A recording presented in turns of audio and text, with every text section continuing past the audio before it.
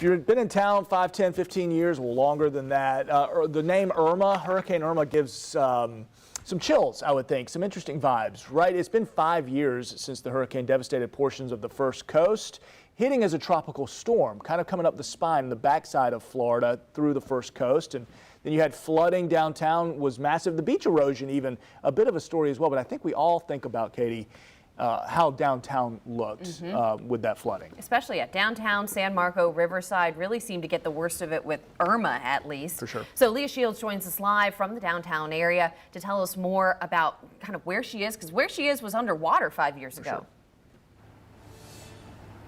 Just right on the edge of the Main Street Bridge and Bay Street. Give you some perspective. During the storm, at least my knees would have been underwater, probably more than that. And then if you look about maybe a light or two behind me, there's probably water all the way to that area as well. Some people who experienced the storm said the floodwaters came in fast and gave people who were in the area little time to prepare. The water rushed into the city's streets, reaching 5 feet deep in some areas. If you have been ordered to evacuate, you need to leave now. Separately, as Irma moved across the state of Florida, it produced 21 tornadoes, including a tornado that hit St. Augustine, causing damage to several homes. Lauren Roundgrants was on the scene. Saw an EF2 tornado rip apart some of these units. And Lou Turner had the beaches covered.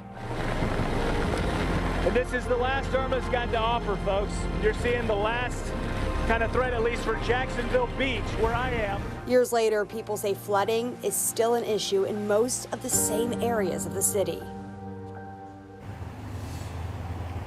And this is a great reminder in the middle of hurricane season. Luckily, right now, we're not preparing for a storm, but we could be, and you want to just be ready ahead of time. So Hurricane Central is at firstcoastnews.com.